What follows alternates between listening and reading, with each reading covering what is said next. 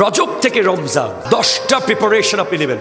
এক, প্রতিদিন আল্লাহর কাছে সুস্থতার জন্য দোয়া করবেন, কারণ আপনার জীবনের সবচেয়ে বড় নিয়ামত হলো সুস্থ শরীর। আপনার শরীর যদি অসুস্থ হয়ে যায়, আপনি মাহে রমজানের তারাবি পড়তে পারবেন না, ঠিক কিনা বলেন না? আপনি সেহরি ইফতারে, একটা মানুষের সবচেয়ে বড় কষ্ট রমাদান মাসে যে ব্যক্তি হাসপাতালের বিছানায়, তাকে প্রশ্ন করিয়েন তার অন্তর কেমন চলছে। রমাদানের ইফতারিয়া সেহরির মুহূর্তগুলো যেন পৃথিবীর সবচেয়ে সুন্দর মুহূর্ত। এই জন্য আপনি আজকে থেকে দোয়া করেন আল্লাহর কাছে, আল্লাহ তুমি আমাকে সুস্থতা দান করো। আল্লাহুম্মা রব্বানা আতিনা ইলমান নাফিআ ওয়া যিহনান যাকিয়া ওয়া রিজকান ওয়াসিআন হালালান তাইয়্যিবা ওয়া শিফাআন মিন কুল্লি দাইন ওয়া সুকমিন ইয়া রাব্বাল আলামিন।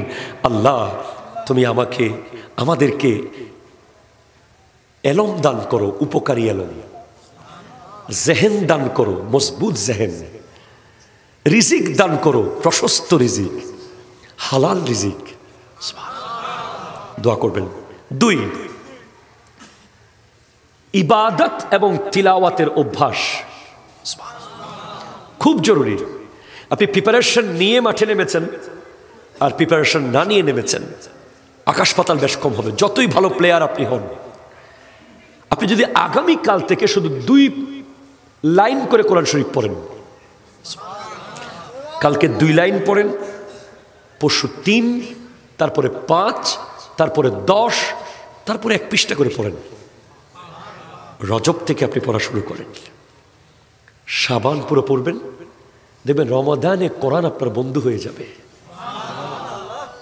আর হঠাৎ করে রমাদানে কোরআন খুলতে গেলে আপনি হয়তো পারফেক্ট প্রিপারেশন না থাকার কারণে আজকে পড়বো, কালকে ধরবো, শুরু করতেছি, খতম দেব আর কি, এমন অবস্থা হয়ে যাবে। আজকের মাহফিল থেকে 3 জন ভাই চাই যারা আগামী কাল থেকে রমজান পর্যন্ত প্রতিদিন অন্তত আধা পৃষ্ঠা কোরআন তিলাওয়াত করবে। আমি অনেকে হাত তুলেছেন, আচ্ছা প্রায় 10 জনের কাছাকাছি হাত তুলেছেন। আল্লাহ তাআলা আপনাদের কবুল করুন, আমিন। এরপরে খুব ইম্পর্টেন্ট, চাকরিতে সততা। এতদিন যা ছিলেন ছিলেন, রজব থেকে আপনি যদি সৎভাবে চাকরিটা করেন, রমজানের সেহরি ইফতারের যে খাবার আপনি কিনবেন, এটা হালাল টাকার কেনা হয়ে যাবে। আপনি চাকরির স্থলে আজকে থেকে 2 নাম্বারই, মিথ্যা, কোনো ধরনের ঘুষ, প্রতারণা আশ্রয় নেবেন না, যাতে রমাদানে আপনার পরিবারের সেহরি ইফতারগুলো খুব হালাল হয়। এরপরে 3, ব্যবসা বাণিজ্য হালাল। যা করেছেন করেছেন, আজকে থেকে শপথ নেন যে রমাদানের একটা টার্গেট নিয়ে আমি আগাচ্ছি। আল্লাহ তুমি আমাকে হালাল ব্যবসা করার তৌফিক দান করো। এবং রমাদান মাস আসলে আমরা আতঙ্কিত হয়ে যাই যে আমাদের কিছু ব্যবসায়ী ভাইরা তেল সিন্ডিকেট করে ফেলে, চিনির সিন্ডিকেট করে ফেলে, চনা, মুড়ি, পেঁয়াজ, রসুনের সিন্ডিকেট করে। আল্লাহ তাদেরকে হিদায়ত দান করুক, তারা যেন রমাদানে নিজেও হালাল খায়, মানুষকেও শান্তি দেয়। আরো জোরে বলেন। মনে রাখবেন, তালাবু কাসবিল হালালি ফরিদাতুম বাদাল ফরিদা। হালাল রুজি ইনকাম করা হলো ফরজের পরের ফরজ। এরপরে 5, সমাজে শান্তি শৃঙ্খলা স্থিতিশীলতার পথ অনুসরণ করা। মোট 4টা সম্মানিত মাস আছে, জিলকত, জিলহাজ, মুহররম, আর মাঝখানে একটা হলো রজব। তো এই মাসে আপনি আজকে থেকে সিদ্ধান্ত নেন যে আপনার দ্বারা সমাজে কোনো অশান্তি হবে না। ইনশাআল্লাহ বলুন, ইনশাআল্লাহ। আপনার দ্বারা রাষ্ট্রে কোনো অশান্তি হবে না, আপনার দ্বারা জেলায়, থানায়, পাড়ায়, মহল্লায় কোনো অশান্তি হবে। প্র্যাকটিস করতে হবে এটাকে। দেখবেন রমাদানে যখন প্রবেশ করবেন, আপনি একজন ওলি হয়ে প্রবেশ করছেন রমজানের ভিতরে। এরপরে 6, খুব ইম্পর্টেন্ট, খুব ইম্পর্টেন্ট, মসজিদগুলো আবাদ করা। জুমার নামাজে যে পরিমাণ মানুষ হয়, 5 ওয়াক্ত নামাজে সেই পরিমাণ মানুষ হওয়া বর্তমানে অত্যন্ত জরুরি। ঠিক কিনা কথা জোরে বলেন? না হলে মসজিদ থাকবে না। মসজিদ রক্ষা করতে পারবে একমাত্র মুসল্লিরা। ফজরের নামাজে, জোহরের নামাজে, আসর, মাগরিব, এশাতে দলে দলে মসজিদে যান।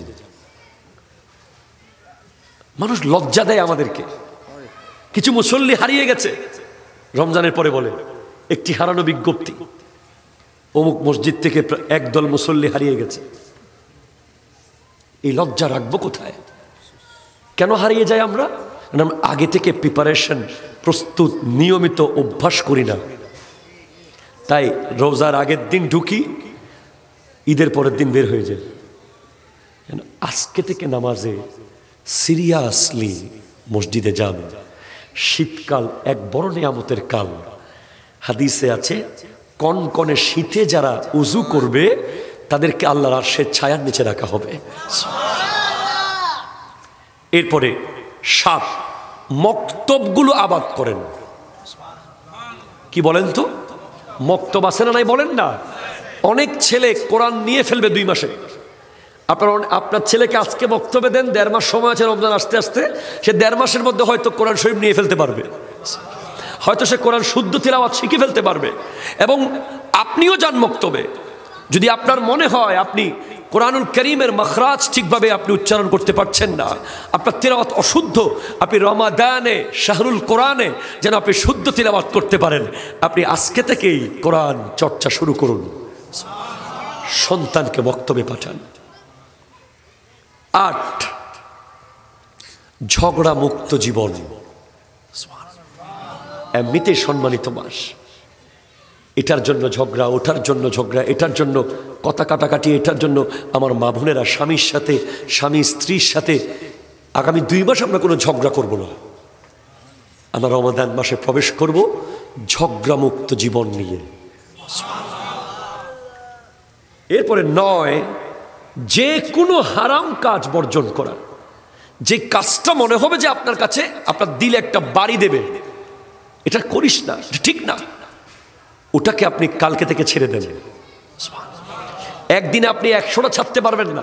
একটা ছাড়া 99টা হবে, 2টা ছাড়া 98 হবে। একদিন দেখবেন 10টা, 9টা, 5টা, 1টা। আপনার জীবনে আর কোনো হারাম কাজ নাই। ছাড়া শুরু করেন।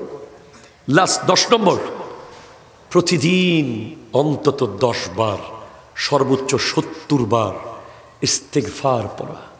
আস্তাগফিরুল্লাহ রাব্বি মিন কুল্লি যামবি ওয়া আতুবু ইলাইহি লা হাওলা ওয়ালা কুওয়াতা ইল্লা বিল্লাহিল আলিয়্যিল আযীম। এই ইস্তিগফার প্রতিদিন পড়ুন। ইস্তিগফার করতে করতে করতে করতে রমাদানে প্রবেশ করুন। রমাদান আপনার এমন রমাদান হবে, কানের রোজা হবে, চোখের রোজা হবে, মুখের রোজা হবে, নাকের রোজা হবে, দিলের রোজা হবে, আপাদে মস্তকের রোজা হবে। যেই রোজার প্রতি মুহূর্তের বিনিময় আল্লাহ নিজেই কিয়ামতের মাঠে দেবেন। আল্লাহ পাক কবুল করুন, আমিন জোরে বলেন। রজব হলো আল্লাহর মাস, শাবান নবীজির মাস, রমাদান হলো উম্মতের মাস। রজব মাসে আপনি গাছ রোপণ করবেন, শাবান মাসে পানি ঢালবেন, রমাদান মাসে আপনি সেখান থেকে ফল ছিঁড়ে ছিঁড়ে খাবেন। এই যে বরকতের দোয়া, বরকত, পৃথিবীতে যে ব্যক্তি বরকত পেয়েছে তার আর কোনো নিয়ামতের দরকার নাই। দুনিয়াবি কোনো টাকা পয়সা, বাড়ি গাড়ি আর তার লাগবে না, যদি সে বরকতের সন্ধান পেয়ে যায়। বরকত কি? 2 জনের খাবার 10 জনে খেতে পারা। বরকত কি? একজন 50,000 টাকা কামায় করে, কিন্তু আধা মাসে শেষ হয়ে যায়। আর একজন 10,000 টাকা কামাই করে, মাসের শেষেও টাকা থেকে যায়। সুবহানাল্লাহ জোরে জোরে বলেন না। তো এই বরকতের দোয়া আমার নবীজি করেছেন রজব মাসের জন্য। আল্লাহুম্মা বারিক ফি রজবা ও শাবানা। আল্লাহ তুমি রজব মাসে আর শাবান মাসে বরকত দাও, বরকত দাও, বরকত দাও। প্রতিটা সেকেন্ডে সেকেন্ডে বরকতের সন্ধান ছিল। আমরা জানি না বলে নিতে পারি নাই। শুধু তাই না, জান্নাতে একটা ঝর্ণা আছে, যে ঝর্ণার নাম রজব। আরো জোরে বলেন না। যে ব্যক্তি এই রজব মাসে একটা রোজা রাখবে, 2টা 3টা রোজা রাখবে এবং ইবাদত বন্দেগী করবে, তাকে আল্লাহ ওই জান্নাতের রজব নামক ঝর্ণার পানি পান করাবে, যেই ঝর্ণার পানি দুধের চেয়েও সাদা, মধুর চেয়েও মিষ্টি।